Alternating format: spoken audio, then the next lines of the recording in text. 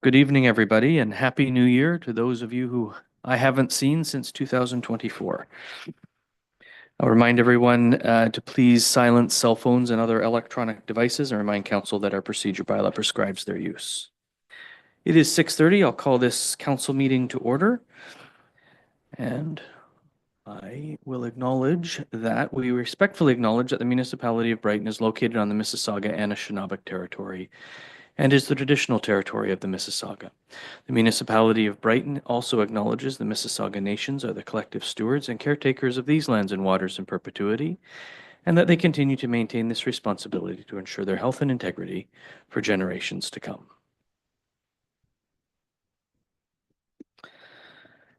And I'll ask for an approval of the agenda with a motion moved by Councillor Rowley, seconded by Councillor Wheeldon, that Council approve the January 13th, 2025 Council agenda as presented. Is there any discussion? Those in favor? There being none opposed, that motion is carried. Members of council, have you any declarations of pecuniary interest? And if so, please state the general nature thereof. There are none noted. Are there any announcements this evening? Deputy Mayor, your microphone, please. Right, there you go. Good evening.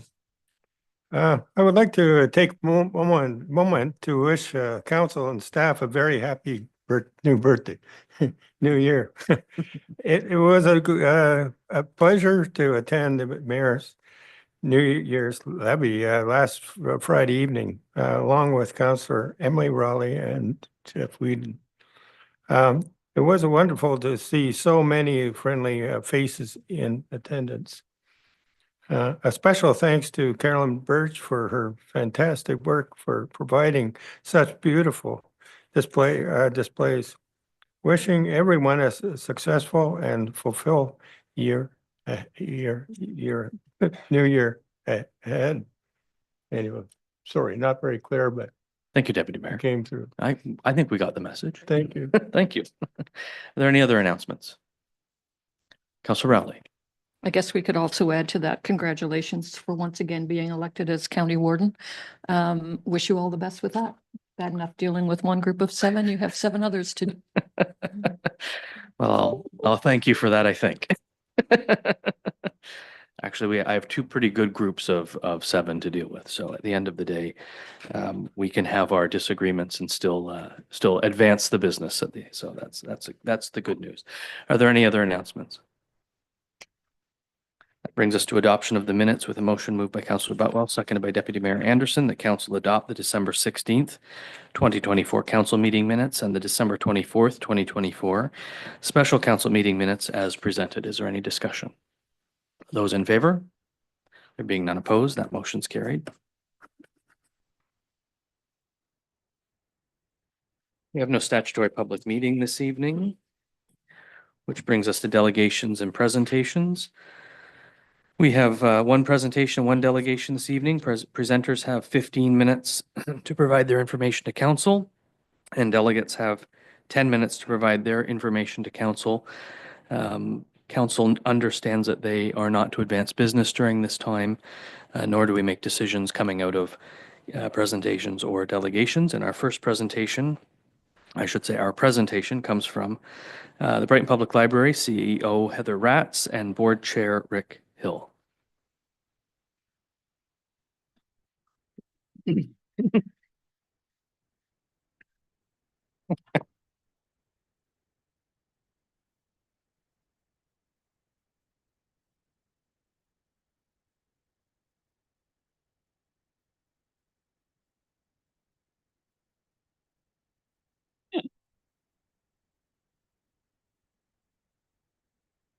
All right. Thank you, Mayor and Council, for having us here to talk about the new strategic plan for the Brighton Public Library. It begins this year, right now, and it runs through to the end of 2029. So the first thing I wanted to talk about, next slide, please, thank you, is a little bit about the process that we went through to get this end result. The first thing we did was we formed a committee, a strategic planning committee. And the committee consisted of board members and members of the staff team. We also completed community and library profiles. This enabled us to find out where are we right now and how does it look different from the last time we did the profiles, which was in 2019, just before our 2020 strat plan. So we did that. We reviewed those results. We also did a survey last summer that was out for all of July and August in hard copy and digital copy. It was a short, fun survey, sort of choose your own adventure. And what we wanted to find out from the survey was sort of people mapping. So where do people go when they go into the library? If they can't find something, what do they do next? Are they comfortable going to staff to ask for help? That sort of thing. And the fun question was, you've been given, you've won a lottery and you're going to give some of that money to the library. Yay! What would you do with it? Like, how would you want us to spend it? And we were very pleased to hear that some people wanted it to go directly to anything that was good for staff. So the massage chairs are coming soon. Not really, but hopefully one day. Right after the lottery money comes. Right after the lottery money goes, yes. So after the survey, we collected all of that information as well. And then the board, the library board and the staff team sat down and did a SWOT, which I'm sure most of you are familiar with. It stands for strengths, weaknesses, opportunities, and threats. And I was very pleased that there were maybe only one or two staff that couldn't attend. So we started it off with a potluck, and then we got into the business of looking at all of these things and determining what were the common themes and terms that were used, and how could this guide us towards our strategic plan. So our committee analyzed the inputs from all of these things and developed a new strategic plan, or perhaps I should more appropriate just say refreshed strategic plan, because there wasn't too much wrong with the old one, and we didn't make any dramatic changes, but we did compose a new vision and mission. So if we can go to the next slide. So the previous vision was connect, enrich, inspire, which was very succinct and to the point. The new one is has far more words to it. The joy of discovery and the power of connection. And as you'll see as we go on, those two sentence fragments tie into two of the two key themes that became our strategic directions in this plan. If I could go to the next slide for the mission. Again, we connect our community to diverse collections and opportunities to spark exploration and enjoyment. And this again relates to what were the two strategic directives, one having to do with the library's collections, and the other having to do with connection with one another, with the community, with various other organizations. So the next thing we had to do was we had to revisit our values. Now, they haven't changed. We have the same values, but we wanted to change some wording, add some descriptions, perhaps look at what needed to be written and what didn't need to be written out. So the values that we came up with are the following. The first one is we value the dignity of all people. We prioritize inclusion, diversity, equity, and access. And of course, we fully support and value intellectual freedom. We uphold each person's right to access information of their choosing. Another value that we added here that we thought needed to be in the plan was trustworthiness. We aim to be a welcoming and trustworthy point of connection and information.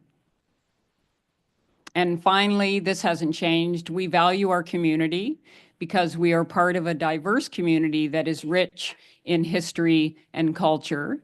And I will say that because the Brighton Digital Archives is now a committee of the library board, we felt that it was important that we include something about our history in this value.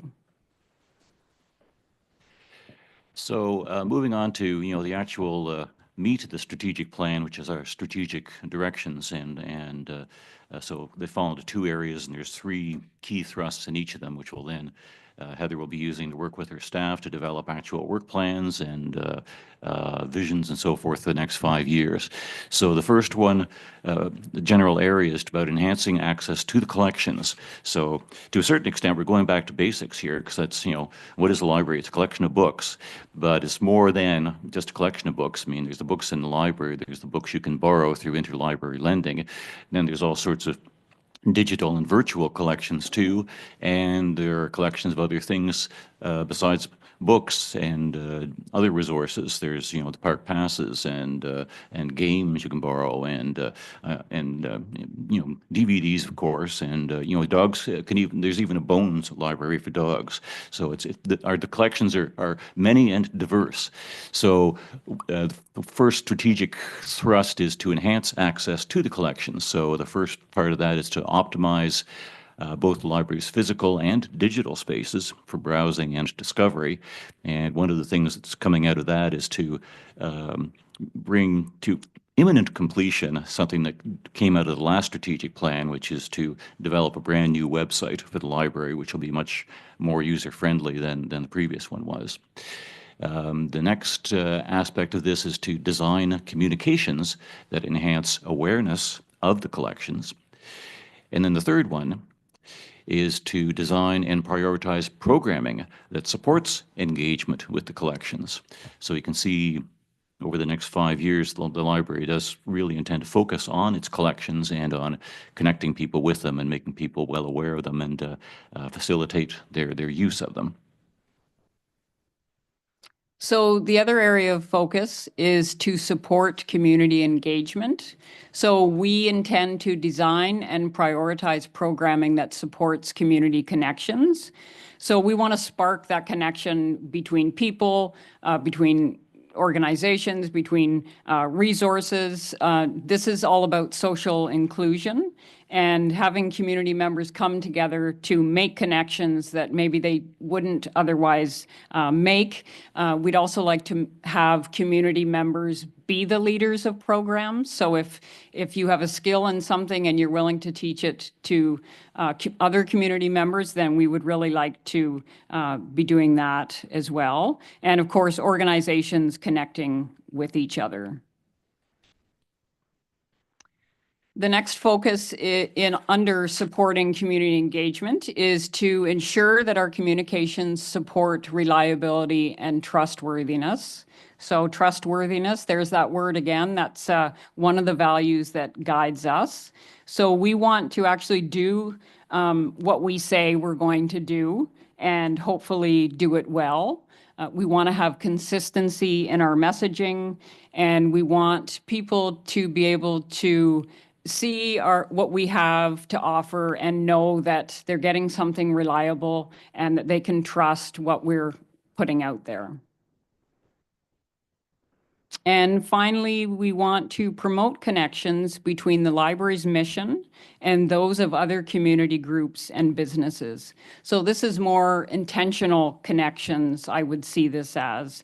So find connections between our organization and what our mission is, and what other organizations and groups are looking to do as well. So finding those common threads, sharing resources, and being better than we can be on our own.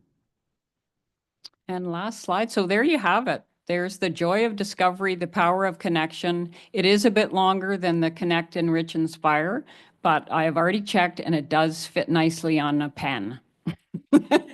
That'll be coming soon, Jeff.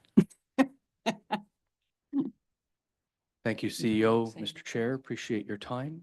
I will open the floor to questions from members of council, but I didn't see on here a plan to ensure that you wave at the mayor when I see you on Fridays. Well, that's one of those things that we didn't think needed to be in writing. It was inferred that that's going to happen. Very well, thank you. I appreciate that. Councillor Wheeldon. There was a surprising lack of cats in here, Heather. I'm actually quite sad with myself that I didn't add any cats. Thank you, though, for noticing. Are there any other? It's perfect without. Oh.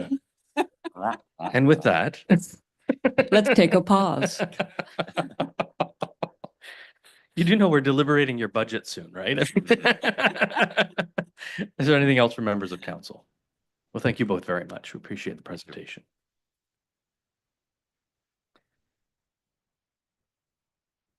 I have a motion moved by Councillor Wheeldon, seconded by Councillor Wright, that council receives the presentation from Heather Ratt, CEO, Rick Hill, Board Chair, Brighton Public Library Strategic Plan 2025 to 2029. Is there any discussion? Those in favor? Being none opposed, that motion is carried. And our delegation comes from Amy McQuaid with regard to the Municipal Accountability Act 2024. Ms. McQuaid.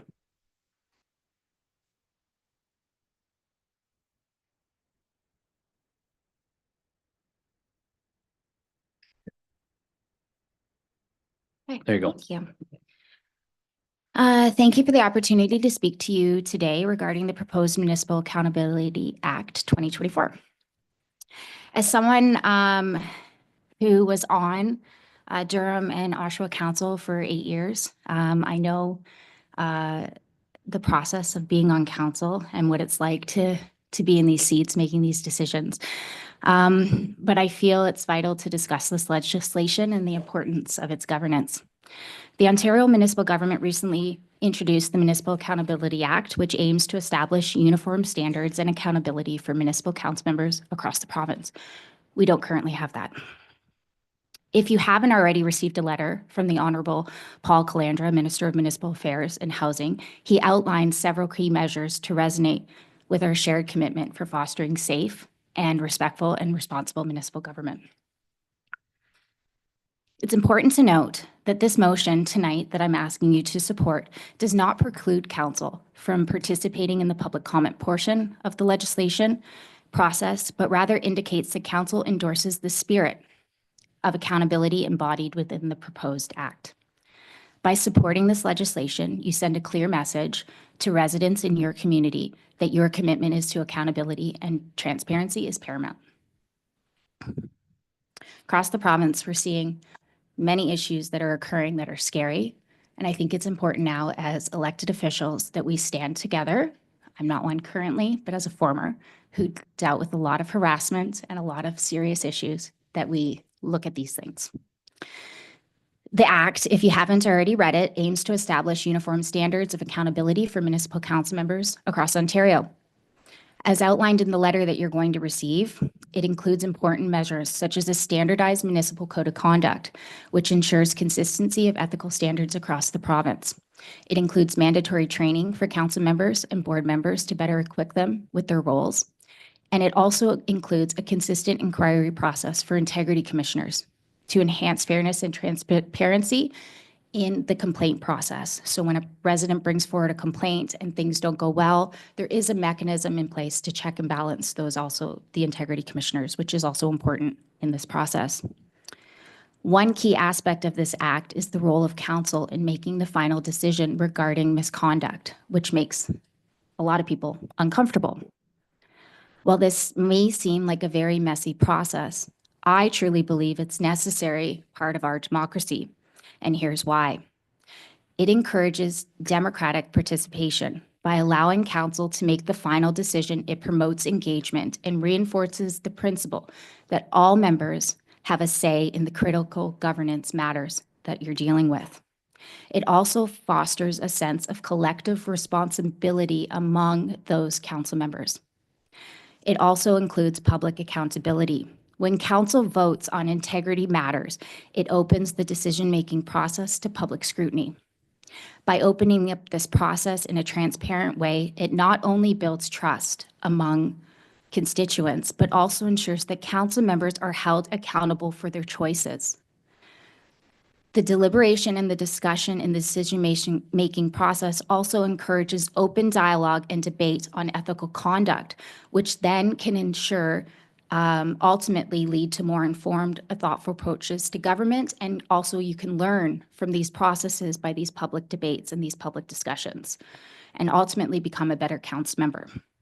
It also provides checks and balances by requiring council to deliberate and vote on recommendations from the Integrity Commissioner, it adds an additional layer of oversight, ensuring that decisions are made with careful consideration.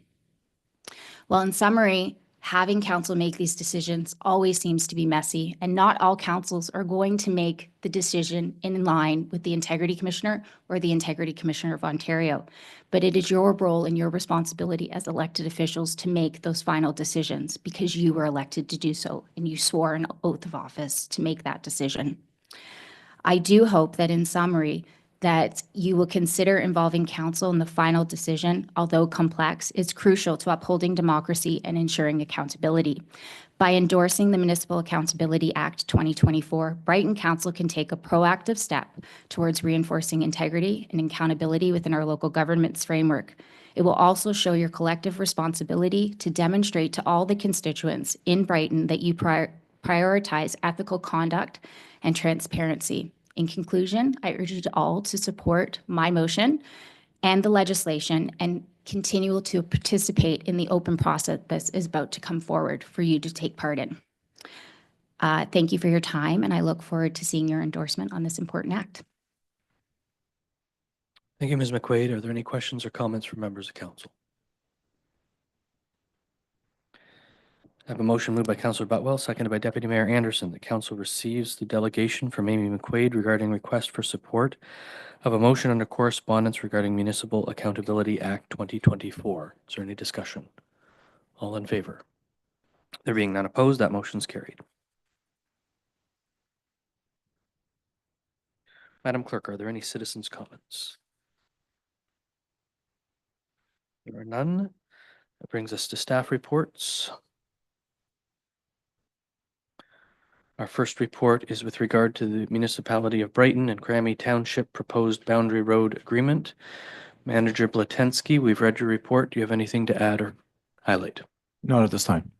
Thank you. I have a motion moved by Councillor Butwell, seconded by Deputy Mayor Anderson, that council directs staff to create a boundary road agreement between the Municipality of Brighton and Crammy Township for the purpose of ongoing maintenance and repair of the following boundary roads: Dale Road, Pinewood School Road, Boundary Road, Waits Road, Darling Road. Is there any discussion? Councillor Rowley. Yeah. Thank you, Mayor. To Mr. Blatensky, are these roads that we currently maintain now? Mr. Blatensky. Yes, to you, Mr. Mayor. Yes, we do. We are actually right now, we are maintaining 3 of these roads. Actually, to be honest with you, 3.5. Because the way that the boundaries are, for example, Dale Road, the boundary ends halfway through the road. So we maintain up to that half, and then Crammy would maintain the other half. Any other questions or comments? Yes, so I think just a bit of clarification. So the fact that we are maintaining them means we are also liable if there's concerns. Manager? Through you, Mr. Mayor. Yes, that's true. So what we're trying to outline here is that we make it equitable for everyone. As of right now, Crammy Township only maintains Darling Road and half of Dale Road. So with this agreement, it's going to be equitable for both municipalities. Thank you both. Any other questions or comments? All those in favor? Being none opposed, that motion is carried.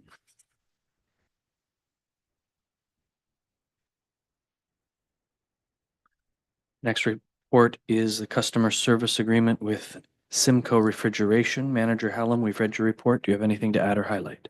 No, not at this time.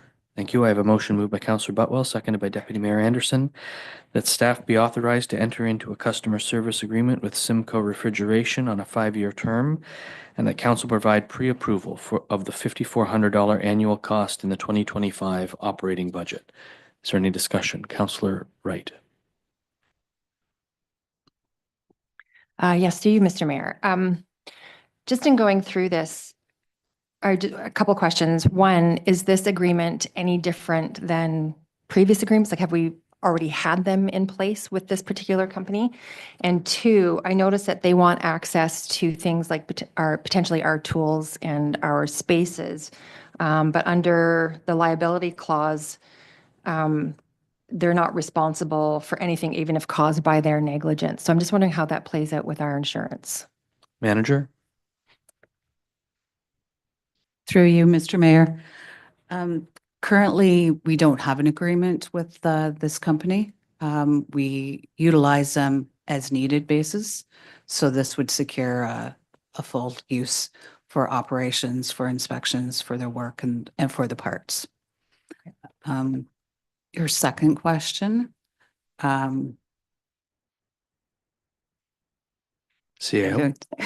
Thank you. Through you, Mr. Mayor. I think there's an element of risk no matter what, and this company likely is not going to accept all of the risk coming in. I also don't think that there would be, they wouldn't be utilizing tools off the shelf and that sort of thing. It would be what is there.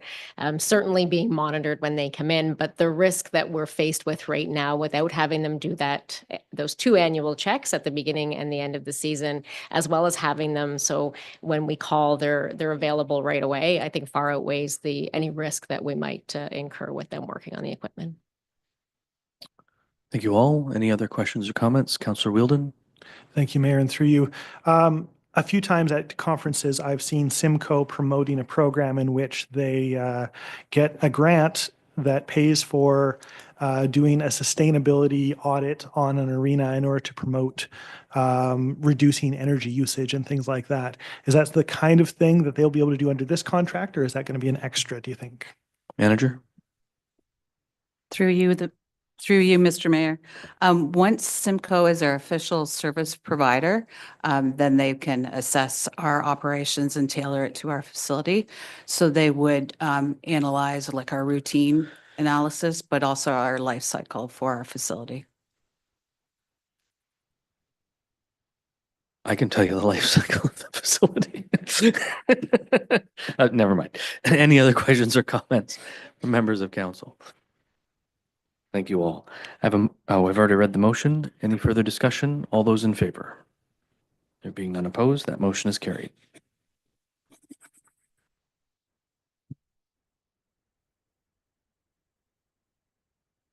Next report is civil ceremony special pricing. Deputy Clerk, we've read your report. Do you have anything to add or highlight? No, not at this time.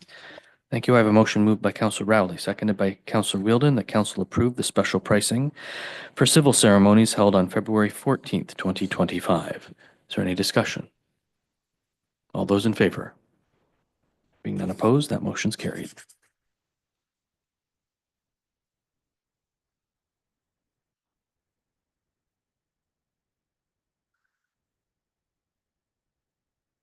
Next report is revised 2025 capital and operating budget schedules, CAO. We've read your report. Do you have anything to add or highlight?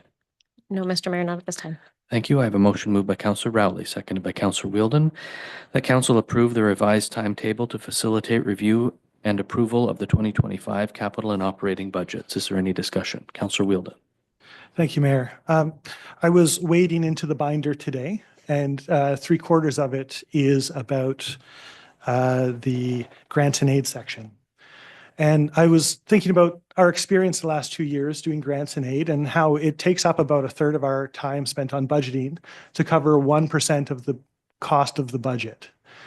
And I do find that the way that we do that really kind of pits the good residents and organizations of Brighton against one another as we try and whittle it down to within that 1% of the budget that we want to award. And I thought it's not an enjoyable exercise. Certainly, it's not an efficient use of time. And I don't think it really reflects the way that we feel about the organizations in Brighton when we have to say, well, this group is less deserving than that one. It can be an awkward process. And I was wondering if we might, especially because we're on a tighter timeline this year, amend that process to be more like a consent agenda, where we have a staff report that gives a summary of the awards, makes some adjustments as recommendations only, and then gives us the opportunity to pick out and say, well, item 218 is one that I want to take a closer look at because I might disagree with what staff has recommended on that one. Does that make sense? It makes sense, and it's something we can talk about during the budget, probably not something we should talk about tonight on this particular report. But I'm gonna bookmark these comments for the opening of our discussions on Wednesday. And then we can have a discussion about providing some direction to staff around a consent agenda if that's what council wishes to do or the committee wishes to do. Thank you. Thank you. That makes sense? If I may, Mr. You Mayor, may. I think Councillor Wilden and I spoke about this today. So part of the discussion we had is previously you had an entire meeting dedicated to the grants and aids discussion, and we've combined that into the full day. So definitely we're condensed. I think chatting about it Wednesday is totally reasonable. That was just the discussion that we had so that staff could prepare a staff report. If that's the direction, we would aim to do that prior to the full day so that, and we do need to get back to the applicants because the current policy states that they would come if their request is over 5,000, but I think Wednesday would be fine. Very well. Thank you. Any further discussion? Those in favor? There being none opposed, that motion's carried.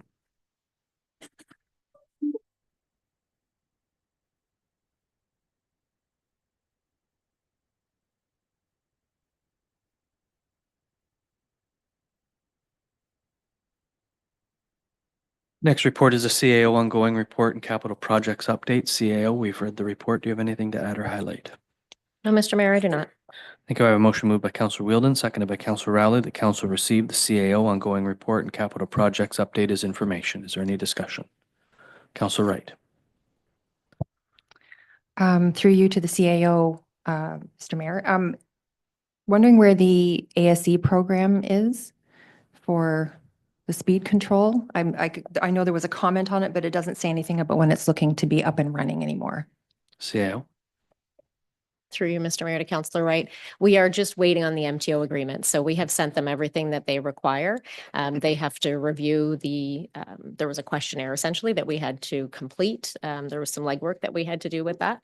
So we are just awaiting the contract to come back from MTO. Once we have that contract, there is a 90-day period that we have to maintain the signage from the date of the signing of the MTO contract. So we are going to be into the spring before we actually have the speed cameras up. Thank you both. Is the signature coming from a member of MTO staff, or is it at the political level? Through you, Mr. Mayor, I am not sure. We can certainly look into that and get back to you though. Quickly. Any further questions or comments on the motion? All in favor? Are there any opposed? Motion is carried. We have no notices of motion or motions. We have nothing listed under unfinished business, which brings us to bylaws. First bylaw is with regard to the customer service agreement, Simcoe Refrigeration. It's moved by Councillor Wright, seconded by Councillor Wheeldon. The council gives a bylaw. It's first, second, and third reading and finally passes on this date. Being a bylaw to authorize entering into a customer service agreement between the corporation of the municipality of Brighton and Simcoe Refrigeration. Is there any further discussion? Those in favor? There being none opposed, that motion's carried. And we move on to reports and minutes of advisory committees of council and review teams. The first is the Rural Advisory Committee meeting minutes. Councillor Rowley, do you have anything to highlight here? Thank you. I have a motion moved by Councillor Wright, seconded by Councillor Wheeldon, that council received the October 7th, 2024 Rural Advisory Committee meeting minutes as presented. Is there any discussion? Councillor Wright. I think I heard just prior a little bit of chatter about this. Has there been any sort of update on the rural broadband? It says no update here, but where is that sitting? There is no official update. The agreements are with various levels of government and the private sector partner. But if you were to drive around rural Northumberland, you will see white vans with a corporate name on it, and they're digging trenches and laying wire and doing locates. So that tells us that the private sector partner is confident that moving forward is a good idea. So I can tell you that the commitment is to start and finish this year. And it was to start in Brighton and move west, and now it will start east and west and move to the center in order to accomplish the 2025 end date. So I'm hopeful that I will be able to announce something on Friday. And that's a joke because I keep getting told we'll know something on Friday, and I'm now saying what Friday.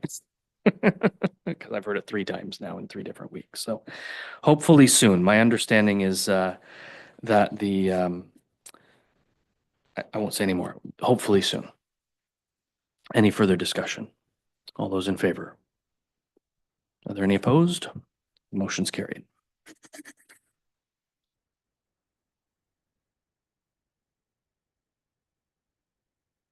Next is the JEDI Advisory Committee meeting of June 13th. Councilors Wheeldon and Butwell, do you have anything to add or highlight on these? These ones are from June. There's another one coming up from December, so I'll give an update there. Very well.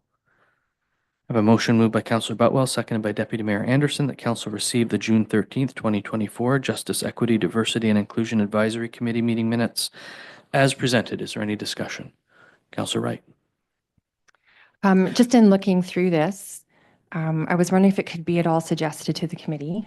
I noticed they're looking to do some sort of like community event and cooking classes and that kind of thing in June, the start of June. Just wondering if that could possibly be moved outside of that, just because the LGBT community does all their pride events then, and I'm wondering if it would water it down. So that's just my concern about that. Councilor Wheeldon. Thank you, Mayor, and through you. Well, the JEDI Committee is definitely going to be part of all of those events and sponsoring those events. And so we definitely don't want to step on our own event or our own support for community events, rather. In terms of connecting it with days that don't necessarily already have another event on them, we asked the ECDEV department to give suggestions about what time in the summer is a good time to have an event when there isn't for sure another event happening. And they narrowed it down to that general area. But obviously we don't want to pick an event that's going to in any way obstruct Pride events. We definitely support those as the upcoming motions show. Thank you. Anything further? All those in favor? Being none opposed, that motion's carried.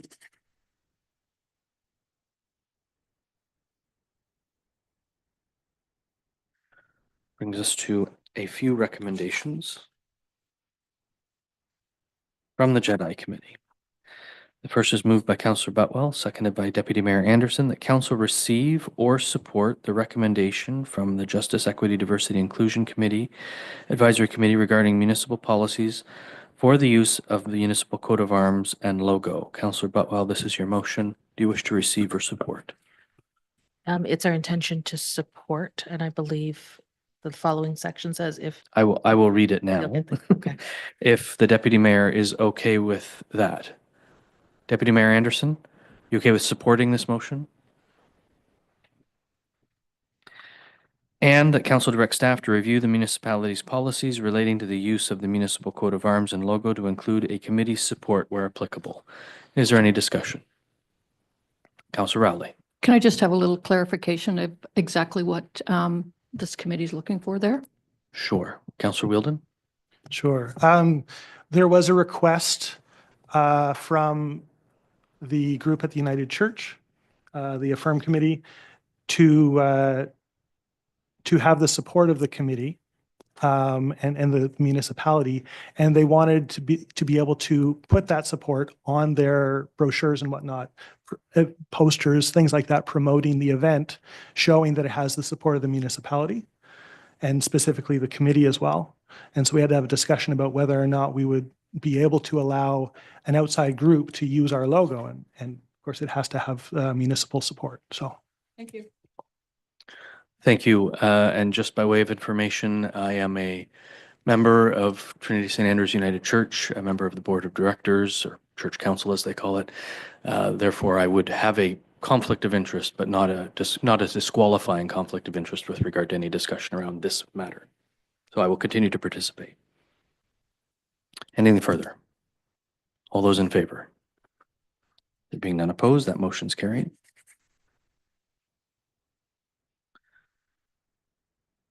And the next motion reads, it's moved by Councilor Wheeldon, seconded by Councilor Wright, that Council support, I think you've underlined it, Yes, okay. Support the recommendation from the Justice, Equity, Diversity, and Inclusion Advisory Committee regarding the pride flag raising being more of a community event for residents to attend each year, and that council direct staff to report back to council regarding a possible pride flag raising event. Is there any discussion? Those in favor? There being none opposed, that motion's carried.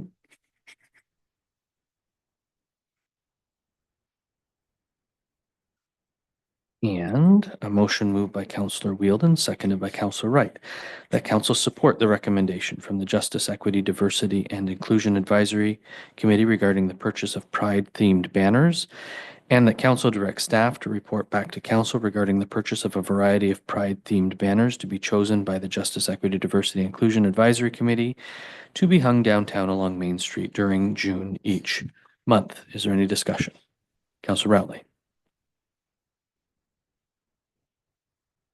I did. Oh, sorry.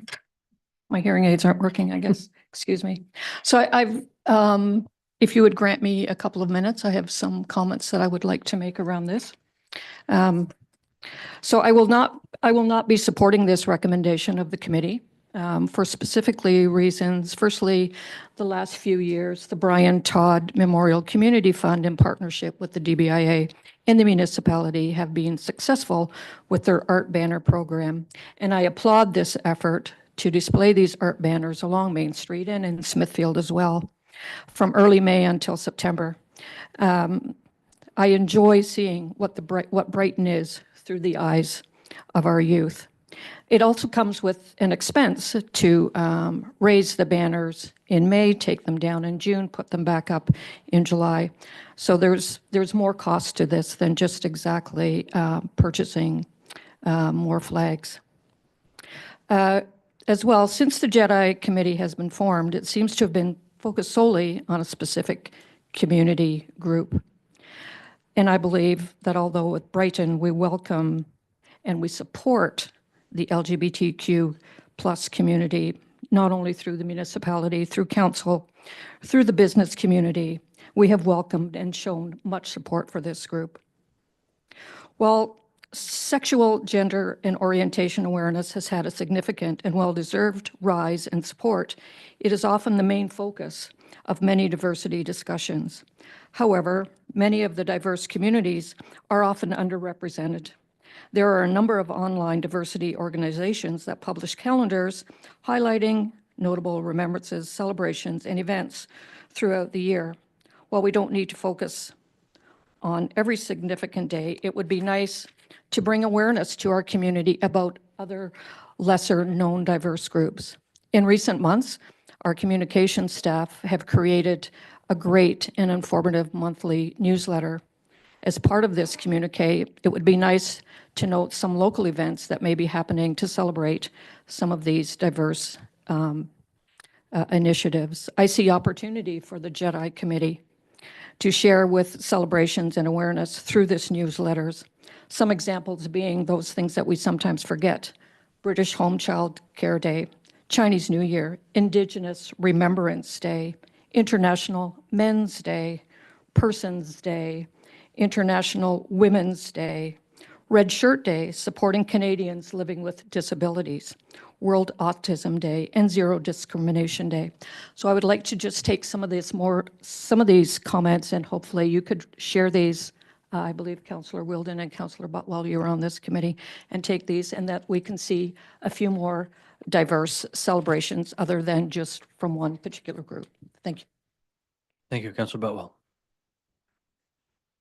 Through you, Mr. Mayor, to Councillor Rowley. I would say that this is a relative, and we definitely have discussions about a variety of different topics. It was a fairly lively meeting the last time, and we have to start somewhere. And so we have discussed doing other things. We've talked about Indigenous flags, perhaps, lots of different, and I don't want to say causes, lots of different representations could be made. I am a little surprised that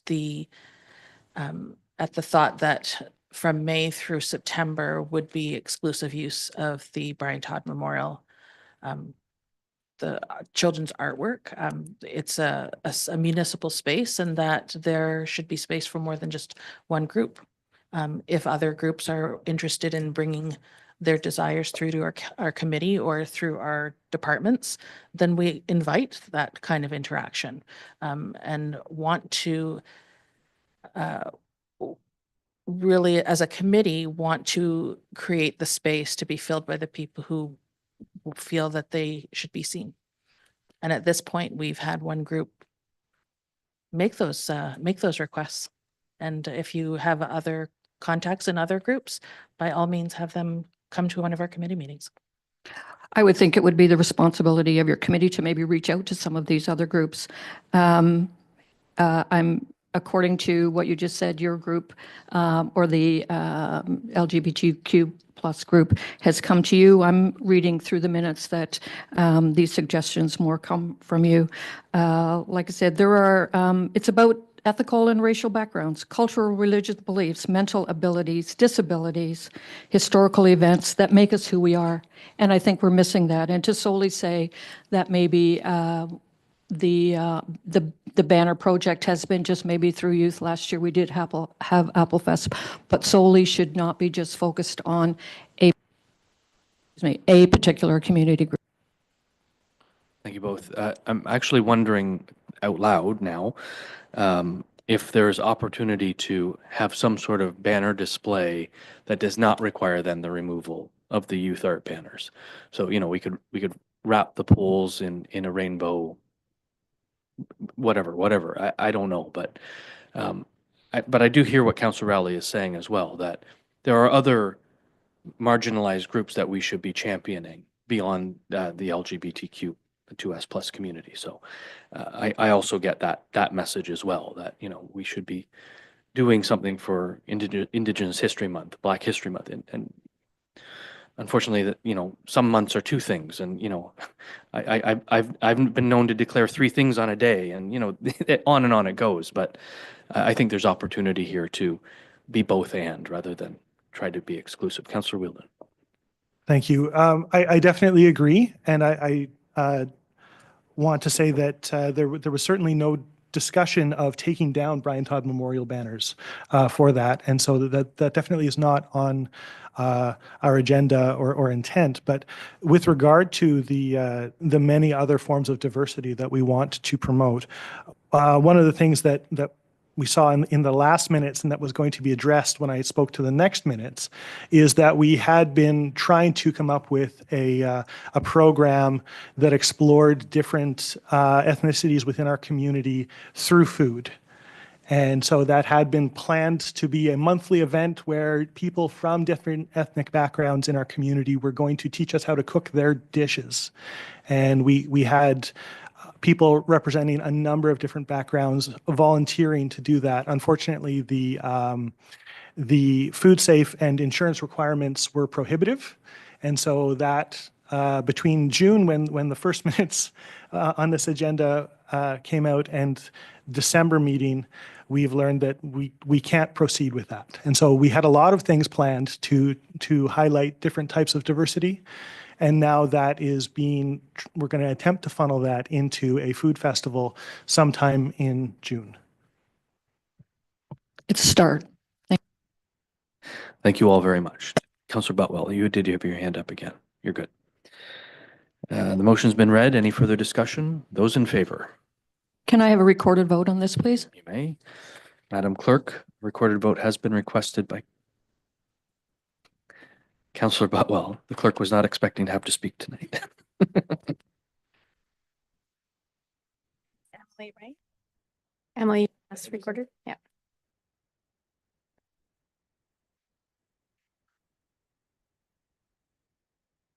Flashing. Councillor Emily Rowley, No. Councillor Jeff Wheeldon, Yes. Councillor Bobby Wright, Yes. Deputy Mayor Ron Anderson, No. Councillor Ann Butwell, Yes. Mayor Brian Ostrander. Yes. It's carried.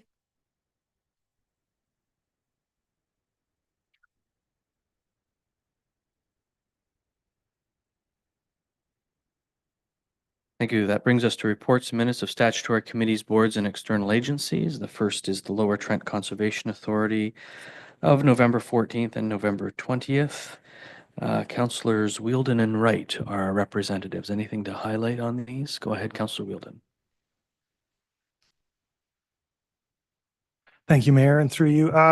One of the things I wanted to highlight is that the hearing that we had was about somebody who wanted to build a home within an established neighborhood in Campbellford.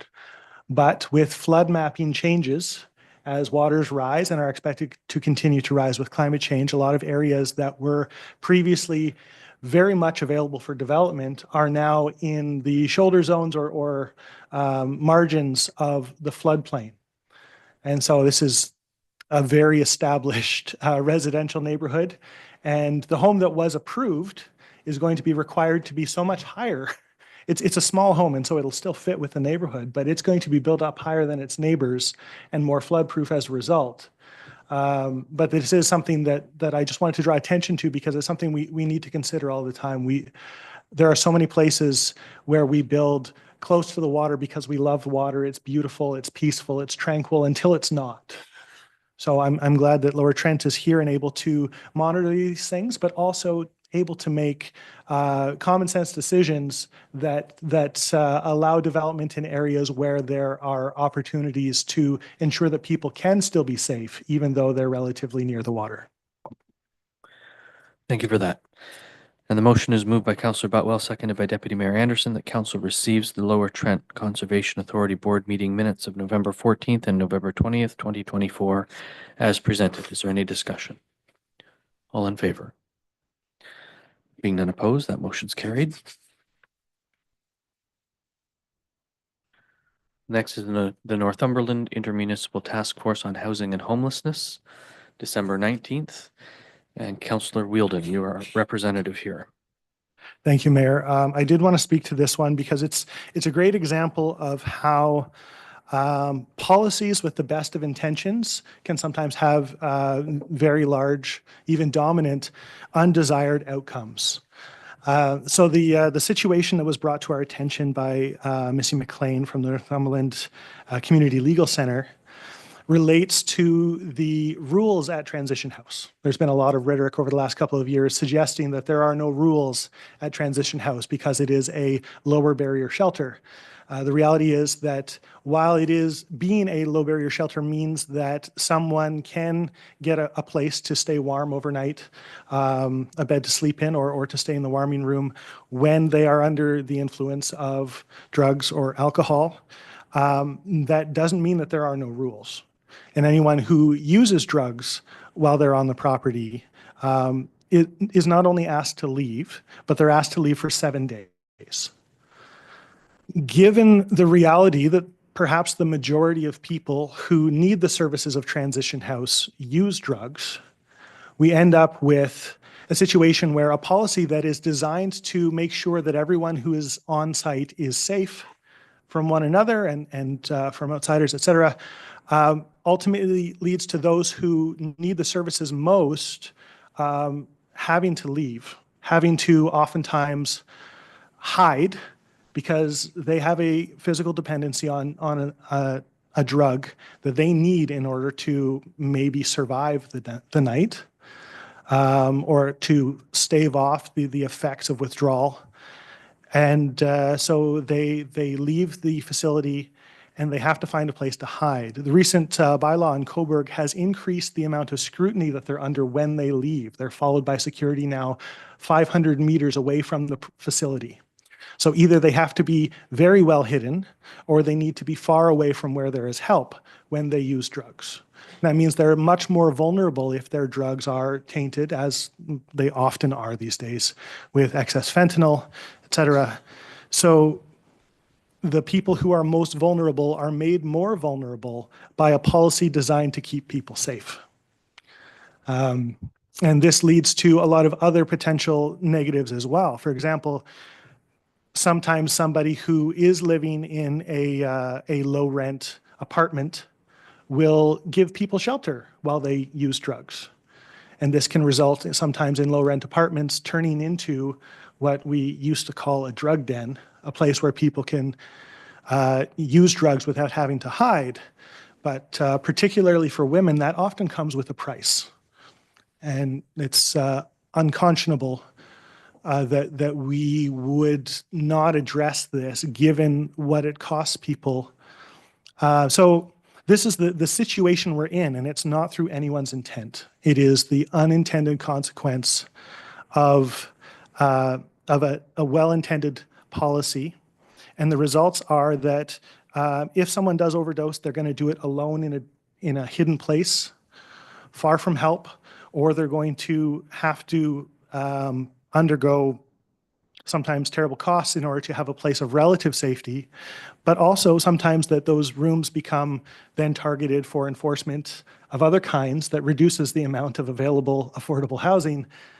And so it really undercuts this rule can really undercut both our homelessness policy and our housing policy at the same time. And so is the solution to say that there are no rules at Transition House? Not at all. But what is missing, there's just a missing element here, which is a place to use drugs safely. Places that have a safe use site, if maybe inside Transition House or nearby Transition House, that could greatly reduce the risk to the people who need those services most. They would be able to use the drugs that their body needs in a place where they can be safe and supported by people who are able to revive and resuscitate them if their drugs are poisoned, even to test their drugs to make sure that they're not. Those people being able to use under supervision would then be able to go back to a bed and not be left on the street for a week at a time if they're caught using. So this is something that is a critical part of the entire support structure that we're currently missing in Northumberland. Unfortunately, this is also a time when the province is actively trying to close other safe use sites across the province because they are suggesting that these sites promote drug use, which is absolutely not the case. These are sites that keep people alive long enough to help them get clean. And they really enable and support all of the other programming that we already offer, which for the most part feels like trying to plug a hole in a dam with our finger.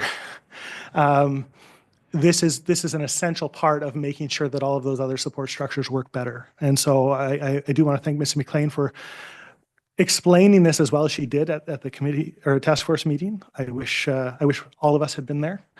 And something that I hope we can address in the very near future to really bring all of our other services together. Thank you. Thank you. The motion is moved by Councillor Wright, seconded by Councillor Wheeldon, that Council receive the Northumberland Intermunicipal Task Force on Housing and Homelessness, December 19th, 2024, meeting summary as information. Is there any discussion? All those in favor? There being none opposed, that motion is carried.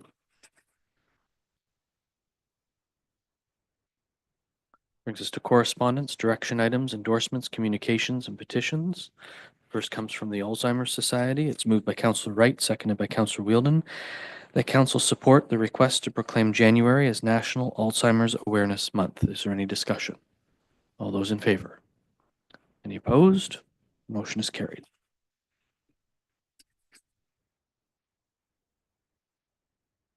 Next piece of correspondence comes from Amy McQuaid with regard to the Municipal Accountability Act 2024.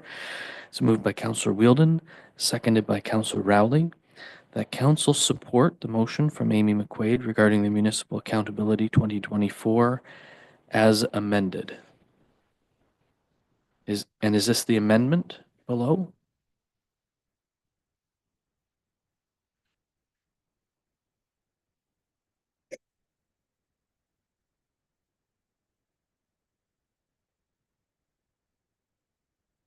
Whereas accountability and transparency are fundamental principles expected by the residents we serve, and whereas the current Ontario government has introduced the Municipal Accountability Act 2024, which aims to establish uniform standards of accountability for municipal councillors across the province, And whereas there have been 3 previous attempts by other provincial parties to introduce legislation that would hold municipal councillors accountable for breaches of the public trust and codes of conduct beyond what is currently allowed by law. And whereas as of the December 12th, 2024, Bill 241, the Municipal Accountability Act 2024, has had its first reading and has been referred to the Standing Committee on Heritage, Infrastructure, and Cultural Policy, where the bill will likely undergo changes. And whereas the provincial parliament is currently in recess and a provincial election is expected to be called before this bill can be appropriately debated and refined. And whereas Bill 241, the Municipal Accountability Act 2024, currently requires a process of accountability that includes a unanimous vote of council before a member who is in flagrant breach of the code of conduct can be removed, and unnecessarily politicizing the process of accountability. Now therefore be it resolved that Brighton Council calls upon all provincial parties to work across party lines towards greater accountability and transparency for municipalities through legislation that maintains the independence of integrity commissioners as they uphold municipal codes of conduct, and mandates and strengthens those codes to ensure the safety and dignity of municipal staff and the accountability of elected officials. And further be it resolved that this motion be forwarded to the Association of Municipalities of Ontario, Doug Ford, Premier of Ontario, Paul Calandra, Minister of Municipal Affairs and Housing, Merritt Stiles, Leader of the Official Opposition, Bonnie Crombie, Leader of the Ontario Liberal Party, Mike Schreiner, Leader of the Green Party of Ontario, MPP David Piccini, and all Northumberland municipalities. Is there any discussion? Councillor Butwell. More for, as a point of information, it sounds like it's a completely replacement motion rather than an amended motion. Could I get that clarified? This is the motion that's been read into, so there was no motion put on the floor and then amended. The motion is amending the motion drafted by the correspondence, which is the motion that's been read into the record. Okay. Councillor Wheeldon. I did ask the advice of the clerk and the mayor of how to proceed about this.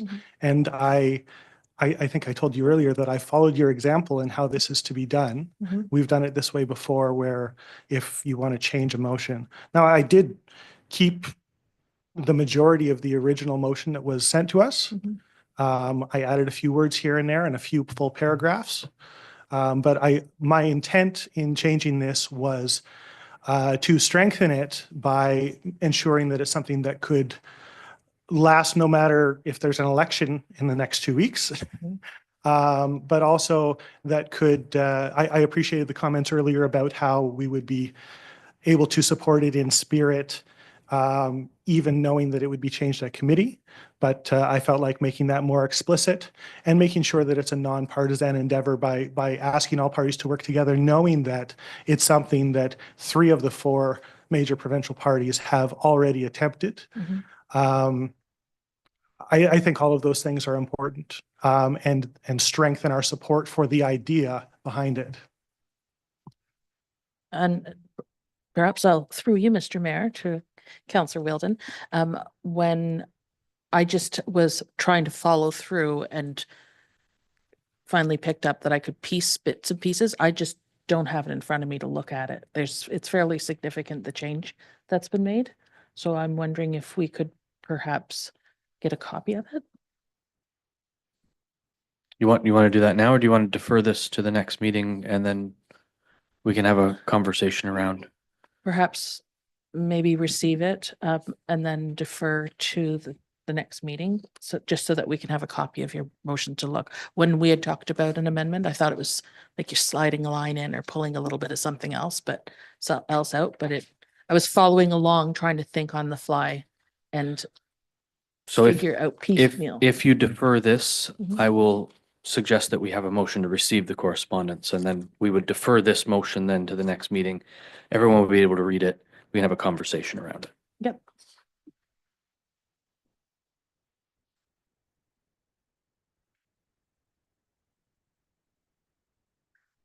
Is that February 3rd?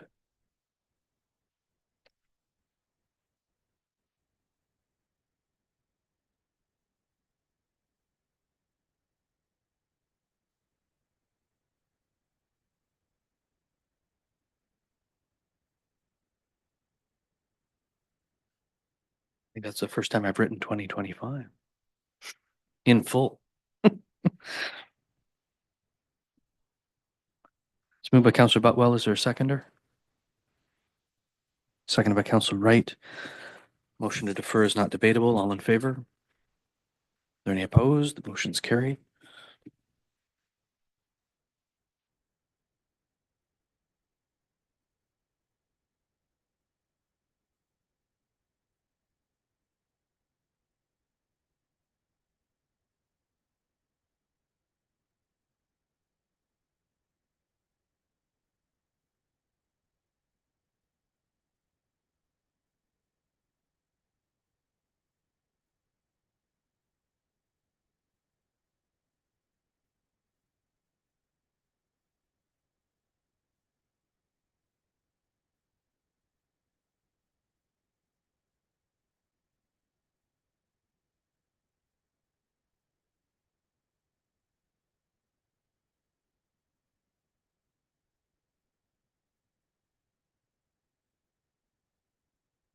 I'll need a motion that council receive the correspondence from Amy McQuaid regarding the Municipal Accountability Act 2024. Moved by Councillor Wright, seconded by Councillor Wheeldon. Any discussion? All in favor? There being none opposed, that motion is carried. Really. Brings us to FYI correspondence. The first is from the JEDI Committee of December 16th. It's moved by Councillor Wheeldon, seconded by Councillor Wright. The council received the December 16th, 2024 resolution from the Justice, Equity, Diversity, and Inclusion Committee as information. Is there any discussion? Those in favor? Any opposed? That motion is carried.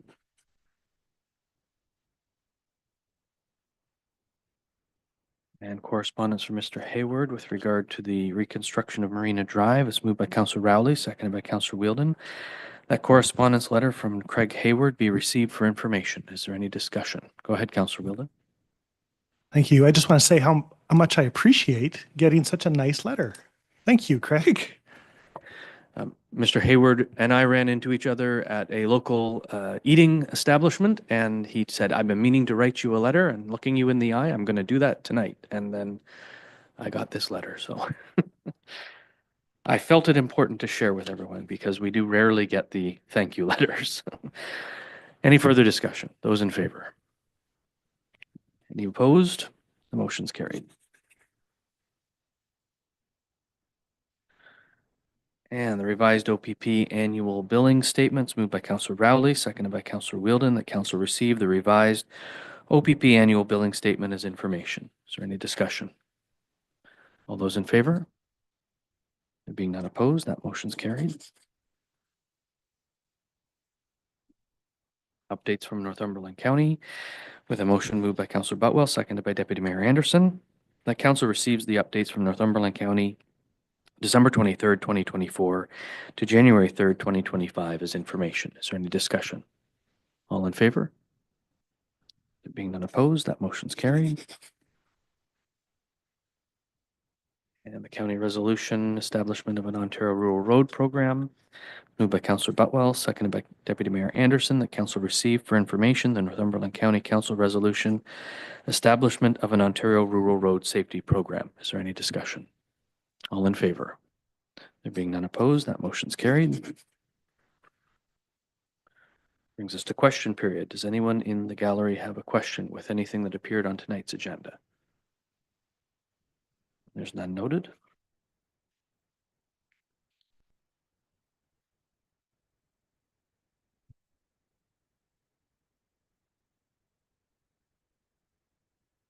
Okay, I'm going to read a motion to go into closed session. Madam Deputy Clerk, what happens next? Are we going to come back to the YouTube? We're all good? All right. So I will read well, before I do that then, perhaps I'll take a 10-minute recess because we don't have to shut everything down, right? So we'll take a 10-minute recess at 7:39 p.m. We'll reconvene at 7:49 p.m., at which point we'll go into a closed session.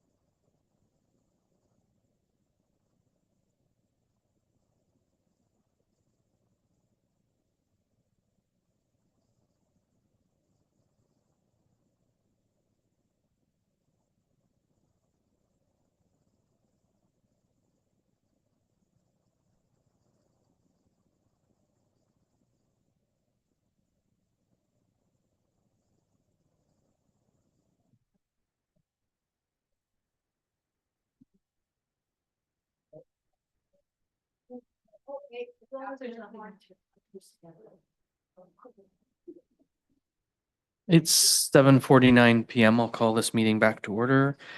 And I have a motion moved by Councillor Wright, seconded by Councillor Wheeldon, that council resolve into closed session January 13th, 2025 at 7:49 PM pursuant to the Ontario Municipal Act RSO 2001 as amended subsection 239(2)C, proposed or pending acquisition or disposition of land by the municipality or local board, proposed sale of land in the industrial park Sharp Road. Is there any discussion?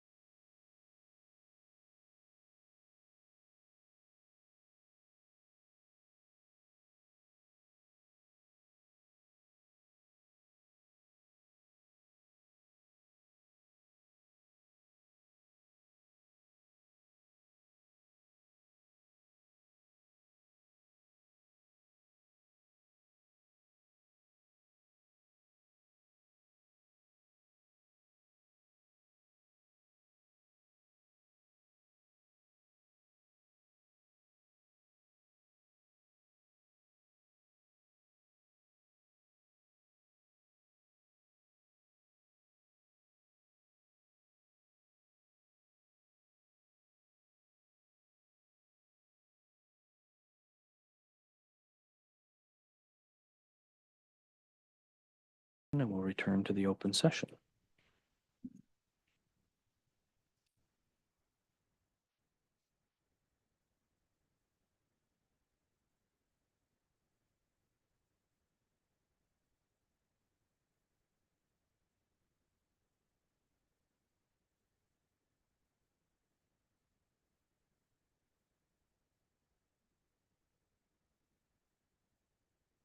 I have a motion moved by Councillor Butwell, seconded by Deputy Mayor Anderson, that council rise and report from closed session January 13th, 2025 at 7:57 PM. Is there any discussion?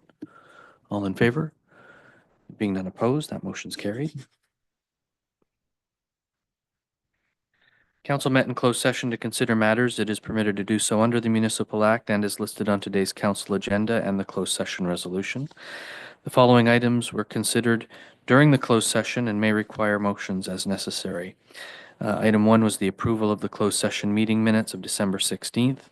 A procedural motion to adopt the minutes was voted on in closed session and therefore remains nothing to be done in the public session.